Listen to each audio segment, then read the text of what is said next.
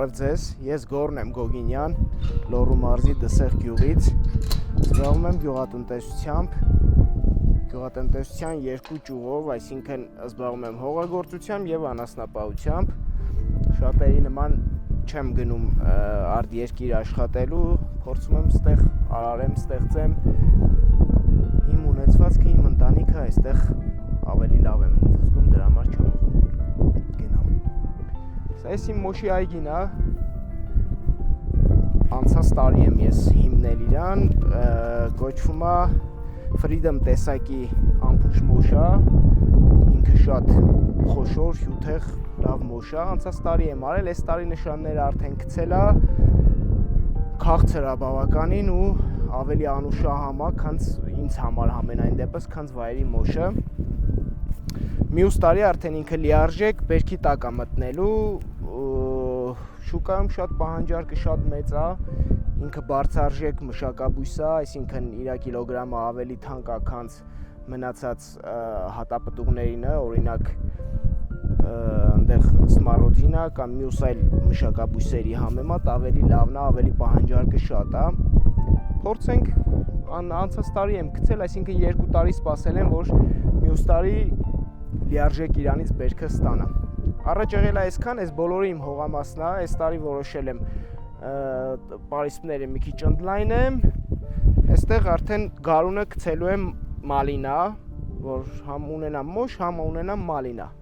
Ու հետագայում տենց միտքել ունեմ, ստեղ մի թեթև նստելու, տենց մարդկանց հյուրասիրելու համար,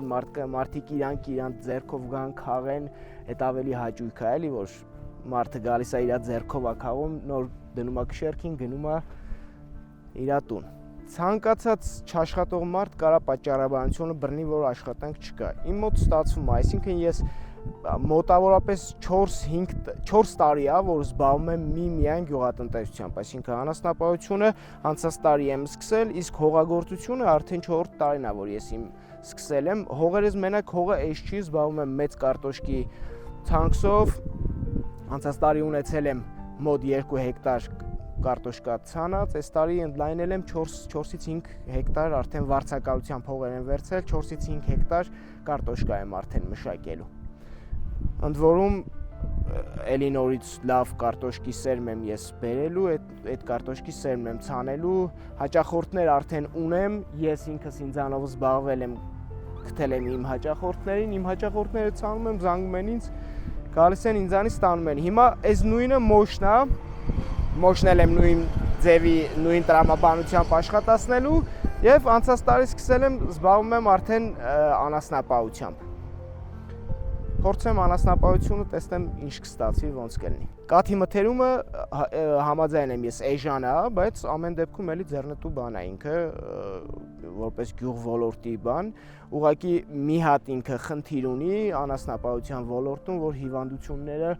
շուտ է զարգանում կովերի մոտ, նամանավանդ այս տարի դաբախ տեսակի հիվանդություններ, տենց ահագին խնդիրներ եղավ, ահագին տենց վնասներ կրեցինք, վիժացրեց կովերը հիվանդությունը ու պետությունը մի քիչ որ այդ մասով ավելի ուշադիր լինի, ավելի հետևողական լինի, ավելի գյուղացու կողքին կանգնած լինի, կնպաստի ավելի ընդլայնվանը, որ մարդիկ ավելի կարենան կպնեն այդ գործին, սենց ասեմ։